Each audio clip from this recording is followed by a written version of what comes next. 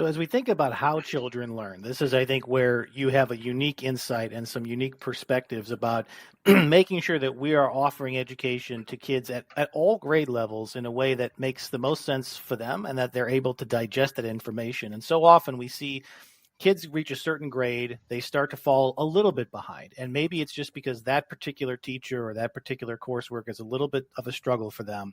And they either recover quickly, and we find the right mix of them. And sometimes that means tutoring, or sometimes they really go off the path, and they begin to really dislike the process of schooling.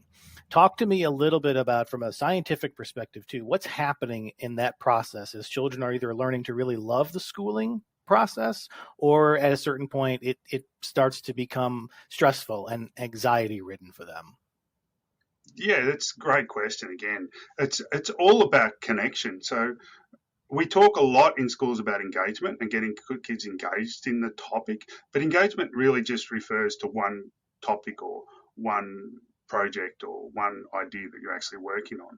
Whereas what I talk about is engagement, and that is, sorry, connection. And when I'm talking about connection, I mean connection to both the classroom, the teacher within that classroom, and also the school as a whole, and actually becoming connected to that.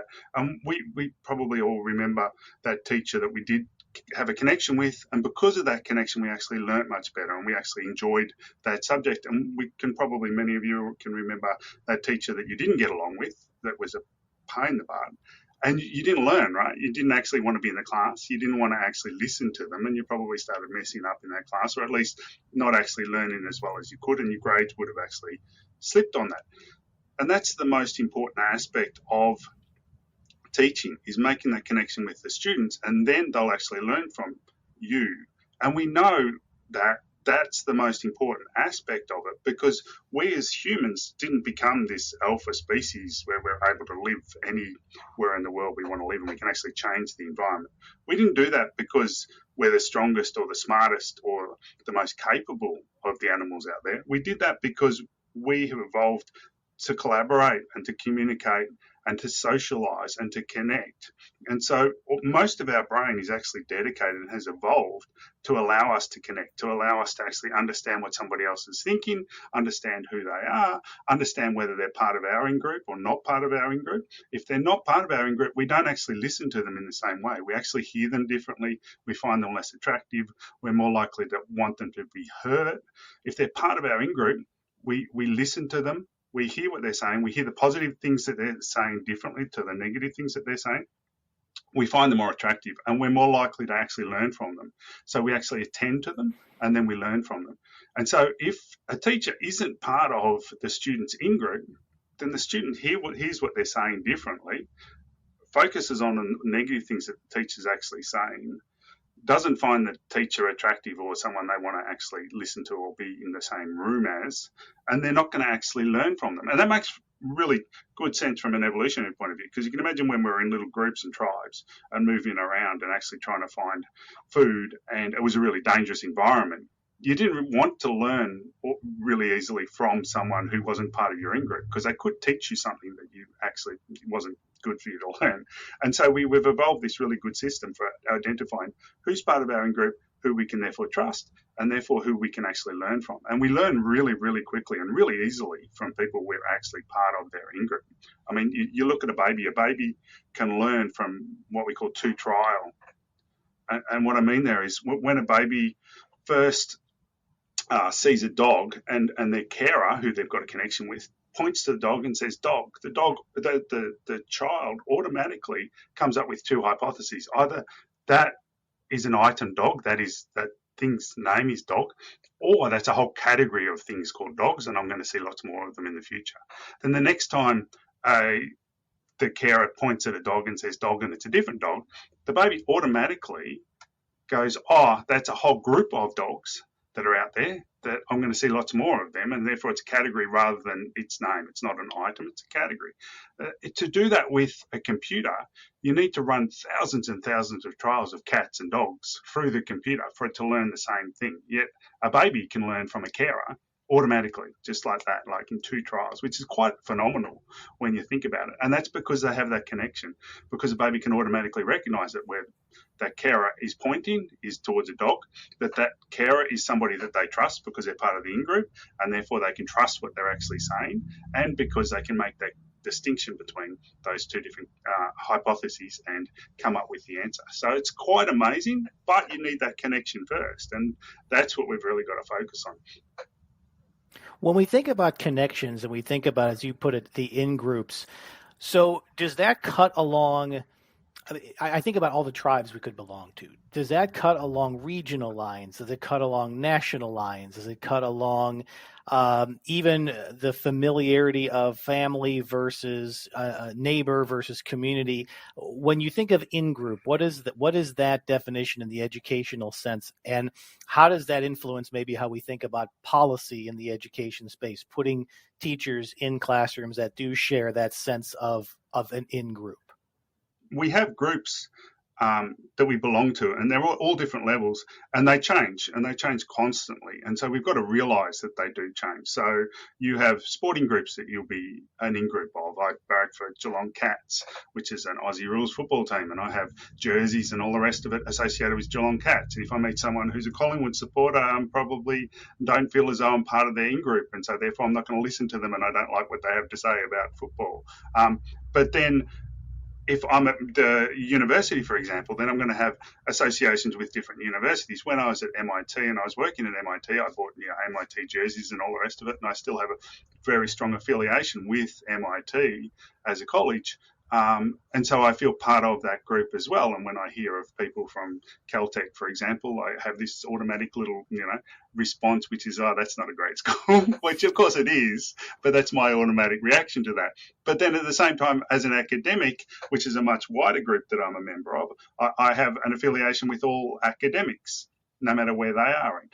But I also have an affiliation with all educators, which would go across, different year levels, and primary school teachers and high school and all educators, right? And so that's a much bigger group. So these groups can expand or increase or decrease depending on what you're actually doing. And there's a great study that was done in the UK. In the UK, their football fans are fanatical, and they actually hurt each other if they run into each other. People have died, and they've had riots and all the rest of it. What they did in the study was they just got individuals in who were, for example, Liverpool supporters, and they talked about Liverpool and how awesome Liverpool was, and then they let these people go, and they just viewed what happened as they left. And they actually had a researcher come from the other side and walk across the road, and they were in the jersey of another football team, Manchester, for example. So they had a Manchester jumper on, and as they were walking across the road, they dropped something on the floor. Now, if they were in different jerseys, then that Liverpool, the person who was in the experiment would actually just walk past and wouldn't actually help the person, even though they dropped something, because they're in a different jersey. If they're in the same jersey, then they'd actually stop and actually help them, which is what we'd probably expect. But what was really interesting was that they then did a second experiment where they turned around and said, all right, let's talk about the UK league, so the league that actually encompasses both Liverpool, for example, Liverpool and Manchester, versus the European league, which covers a whole bunch of other. And they found when they did that, and you had a Liverpool person, and they'd been talking about the UK league and how amazing it was compared to the European league. And then they left the room, and it was a Manchester person walking towards them with a Manchester jumper, and they dropped it. Then they'd actually help them and start talking to them, because they felt as though they were part of their group. So our groups actually change based on the situation and based on what we've actually just been thinking about. So we can actually alter those things. So it's not necessarily fixed, most of those things. Some are, of course. Some, for example, race, you can't change your race, and so therefore you can't change. But you can change the way you think about it. So rather than thinking about, I'm Caucasian, I could think about it, I'm a human, right? And then that actually encompasses everybody rather than just encompassing this small group of the one race that I'm actually a part of. So we can change how big our groups are. But yeah, when we're actually thinking about who we're going to put into classrooms, for example, we need to think about who the demographic of that classroom is, and so therefore who's going to relate to those kids most easily. Because us as adults can think about it and be taught, yes, we can change our groups and make them larger or smaller, but kids aren't that easily manipulated, if you like. And so we need to think about how we can make it easiest for them or easiest for the teacher to connect with those kids in some way. And by doing that, it helps. But also just by the teacher actually being honest and vulnerable, by going into the classroom and just explaining who they are, because a lot of teachers I find are scared to actually be vulnerable and tell the kids that, hey, I'm a human too. I make mistakes. I'm going to make mistakes. I'm going to be grumpy some days. I'm going to be happy some days. And that's got nothing to do with you guys, but, talk to me about it if it happens. And actually being vulnerable in that situation, because then they can attach to the teacher. They can then go, hey, this person's just like me and has really bad days and has really good days, and sometimes he's struggling and sometimes isn't. And also talk about things that they can relate to, which is harder these days because a lot of teachers grew up when there wasn't, all these devices and everything around, whereas kids are growing up with constant, on devices and all the rest of it. So sometimes it's more difficult, but we can all relate to, football teams that we're fans of or that we're not fans of. There's always things that we can always bring up and talk about that can make that connection. But yeah, it is really important to think about how do we make that connection? How do we ensure that the teacher that's in the classroom can relate to the kids and the kids can actually connect to that teacher so they can start learning?